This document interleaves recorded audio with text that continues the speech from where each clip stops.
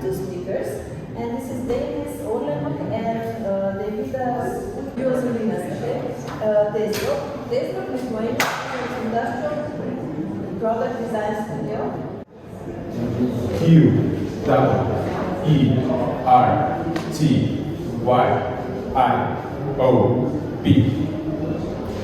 Probably you're wondering what we are talking about. Try to guess what those letters represent. Keyboard. Yes, exactly. And as well, this was the first email written almost 50 years ago. So while now we are thinking of email as a very usual thing, you cannot surprise a person with email. This is actually the print screen of my phone that I have. Now I have almost 8,000 unwritten emails. Meanwhile, handwritten letters was usual for a long, long time. But imagine now, if you will get handwritten letter, how you would feel?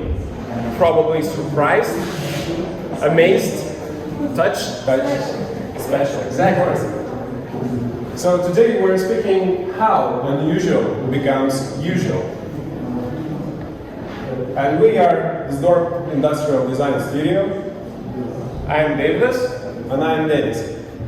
So to start with, we're speaking that it was usual to fill the gasoline at the gas station, while it's becoming unusual to fill the same way electricity into your car, because the technology is different, the machines are different, and the infrastructure is different. Different infrastructure here probably is the main world. We have new cars, we have new technologies, we have innovations, and we need new infrastructure for that. So we cannot go with our electric vehicle to the gas station and fill electricity. It's not the same. So there's a new expectation, new needs, and new approaches to the problem. And for that, there's a solution of slow charge. And it means that you can charge your car while you are at work, while you are sleeping, while you are shopping, and you are not using your car. So you're leaving your car for charging, and it's a new mindset. So we've been working with this client who has a cloud-based solution and the charging station, which is really easy to implement in various locations, as a parking lots, shopping centers, and so on. Because it's slow charge, we can manage the electricity load. And when the electricity prices are skyrocketing, it's really important to track the prices, to track the electricity, and to manage all the loads. So there is no high peaks of electricity usage using that solution. From the design part, we needed to create something really minimalistic, something user-friendly, and also looking futuristically. So basically, it's just regular city pole, like in an obtrusive way. There's that would fit in the downtown, that would fit in the parking lot, in your private area, or in the office. So you see this minimalistic design with some details. You can identify the number of it, you see the sockets, you can just plug in your car and control everything via app. So actually, in the future, we're not even going to think about charging. We're going to forget about the wires. Probably each of you, every evening, are plugging your phones with a cable. But now, most of you, maybe, are putting your phones on a charging station. So we believe that in the future, it will be the same with the cars. That the road will charge your car. That the exact spot will charge your car. And you will forget about charging, you will just drive. Another case is that it's usual to go shopping and pay to the cashier, to the actual person, at the end. Because the truth is that you cannot skip the line. And this is the fact. This is the process that was designed long ago, and we're still using it. And there's this issue of optimizing. Everybody's thinking about optimizing, especially in the shops. How to use the space of the shop optimally. How to use the employee force. How to make the customers shop by themselves. and it is a solution for self-checkout. So now you can do it in a convenient way, to shop yourself, to do all the process yourself, to pay the money yourself. I was talking about design challenge. We have created a self-service checkout, taking in consideration the process, how we are buying and how we are paying for the groceries. So we're thinking about how to track attention of the people and the employees, and we integrated this lights in the corner and the light as a light pole, which before was like in a machinery factory, really ugly and doesn't fit in the interior of the shop. It was looking like industrial traffic light, which basically is not seen in the shop environment, and which is not friendly and not understandable for lots of the people. So to make it more friendly, more useful, we thought about bigger spaces for bags, a shelf for our personal belongings, and other small details. So the main things for us as for designers is empathy and error. We are making errors because we're human beings, and we are not afraid to speak about this. But we are driven by the empathy. We are always have empathy for the client, for the user, for the manufacturer, and we need to consider as many sides as we can. So when we got the brief to design a self-service checkout, we defined a few main problems. That the process when person comes to pay for the products, usually when everything is scanned, person needs to take out the wallet, out if it's bag or purse or the backpack, and etc. So we found out that existing solutions had no shelf in the front of it. So we designed a small shelf that has very nice soft angles, which makes product friendly for the user and convenient to take out the things and also to put them in a bag if needed. Also, the another thing was that we embedded them LED light on the 45 degrees on the angles, so it's going to be visible for a person which is scanning the products. So it's a nice smooth transition, and when the error happens, or if you have not scanned the product, you basically see it in the middle of the process. And at the same time, it's also very convenient for the cashier or for the staff to see the process and to see the status of the self-service checkout. So it becomes convenient for all of the people and all the users during the process from each angle.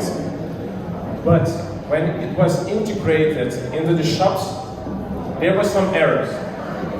And we thought that the scale plate like this is nice and elegant because as a designers we wanted to have a sleek, minimal design. But the thing is that when you put a huge bag or you put some apples or pineapples or whatever, it can accidentally fall out of the scaling plate.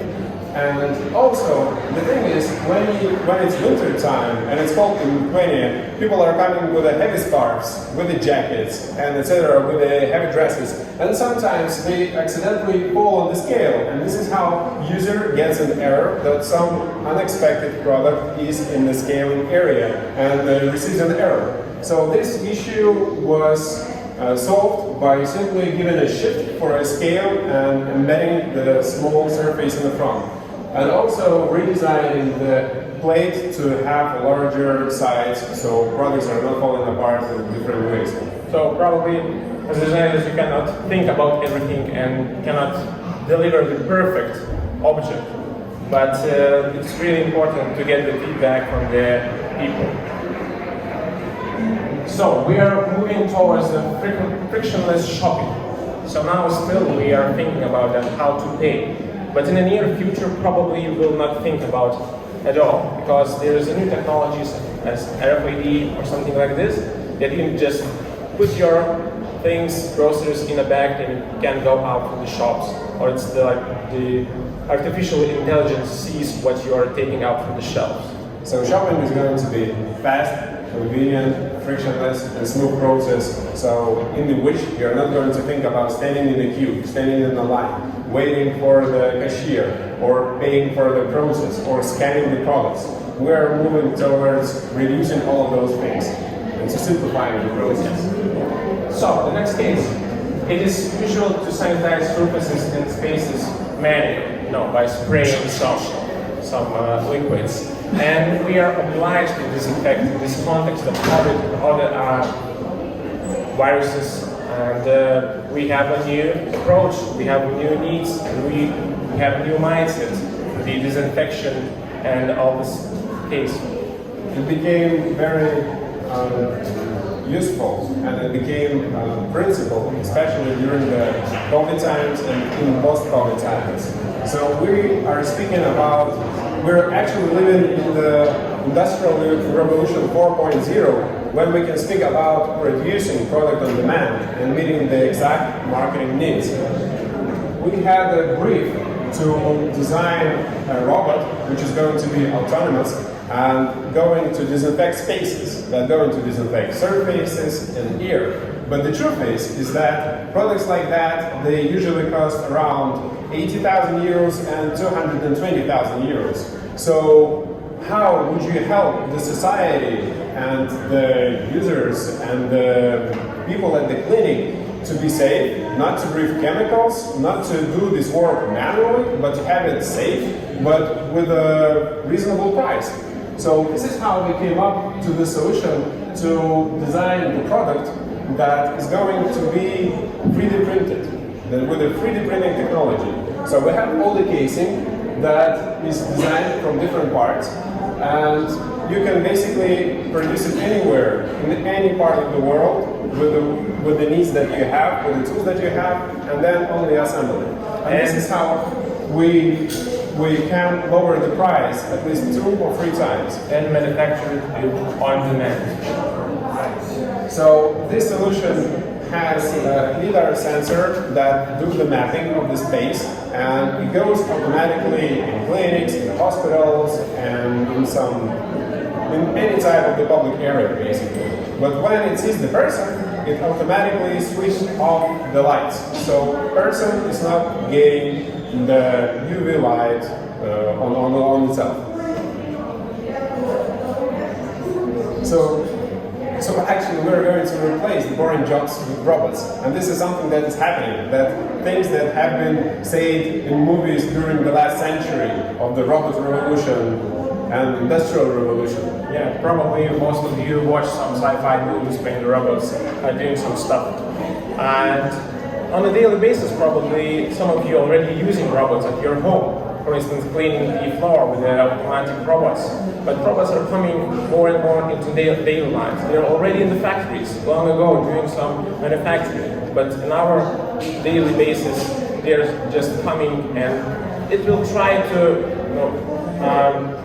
change those boring jobs, basically. It is usual to leave tips with the cash, and it's really inconvenient to leave a tip with a card. Most of the time there is no solution of doing that, or those solutions are quite pricey, and we'll get to that point. Why? So the thing is, the change is that we're moving towards cashless society. Of course, especially in those post-COVID-19 times when everybody was used to pay with the cards or remotely, etc. We are not having as much cash as we were used before.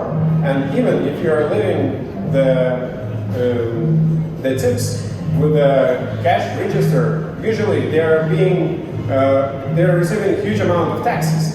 Usually, sometimes, for example, if you leave €1 with a cash machine with your card, usually the person receives only half of it, like 50%. At least in the thing. So the change is here that we had very innovative brief of the company, which is now called Tippet, that have done research with bartenders, with tax inspection, with users, and they defined that people would like to have a tangible device that would be used for leaving taxes on, for leaving tips on demand when it's needed. Yeah. So the company just came and said, like, guys, we want to create something interesting, like device for leaving tips. How it will be, how it will be produced, we don't know. Just let's cooperate and create this thing. So we're thinking about design challenges in design solutions in this case. And the truth is that product like that has never existed, so we had no reference point how it should be used, because the experience like that was not built.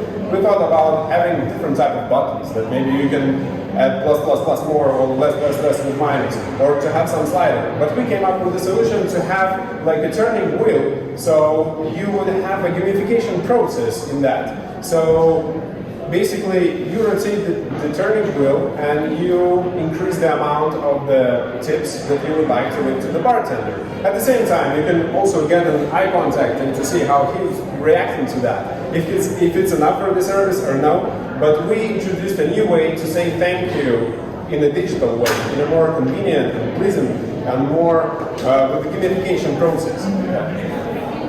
So this is the product that we have designed, which is now called Tippet, and it's it's being used in Vilnius, in Lithuania, in many different areas. It's now growing into the other cities, and the thing is that it's not only used to leave tips as to say thank you for a bartender. Sometimes you can also leave money. Now we have cases where this product is actually sold in the church, because people are also coming without cash. So this is how they can say thank you for the God, and other cases. Yeah, for donations.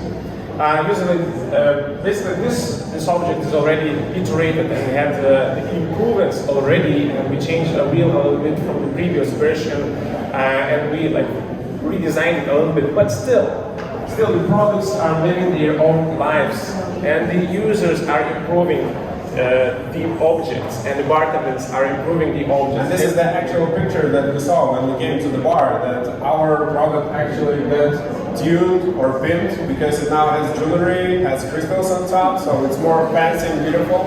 And the small plus with the tape is embedded in the middle, so for a drunk visitor it's more obvious how to leave the tips in the middle, where you have the plus in the center of it. So products are living their own life, and we're not responsible for that. They're individuals. Yeah, just spin the wheel, click to confirm, and touch the card. So we are getting used to unusual things, little by little. We're living in a world where changes are becoming very fast. The world is changing. The people are changing. Our behavior is changing. Our lifestyle is changing. Lots of things are changing. Yeah. Users have new needs, new expectations. And we can create new things by responding to those expectations with the design. And we see design as a tool to make this transition. So the best way to predict future is to create it or to design it. So let's make unusual things usual by design. And let's make these things together.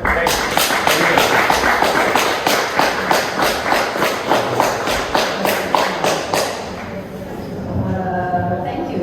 I like how you approach your design with seeing the need for something and then designing it. And I think this money transactions is where we are quite behind in design. I mean, the thinking is there, but the designs are not yet. We started this project of flipping device. We funded this project of flipping device in 2020 before the pandemic, and then we developed in the middle of the pandemic. Actually, we thought to release it before the summer, but we have not agreed which summer of what year. So it was released in 2021 summer, but not 2020. Yeah, so that at the time it was innovation. We see new approaches, we see new terminals and so on, and like we were buying the coffee and left a tip with the terminal as how many of percents we will get. Because in Lithuania, for instance, if you leave a tip through the terminal, it's like 50%. So from the euro you just get 50 cents, and in that case you like pay taxes on 15%, and that sum goes straight to your bank account. And also the thing is that this product Tippet, we made in small series just to test how the market would react, how the user would accept it, how the bartenders will use it, will they accept it, if it's going to be convenient for them. And we have this small amount manufactured from the silicone modes. So first we produced 20 pieces, and then we produced 100 just to get the feedback. And after that feedback, we were able to make corrections to adjust it to the plastic molds and then produce in bigger quantities. So this is also one of the changes that we have not put on the list, but actually this is how you can test the user in the environment and the usage scenario and come up with a suggestion for improvements before mass production. So it's not so you are sure the product is going to be used in the best way. The product does what he wants. Yeah, exactly. Thank you. Thank you.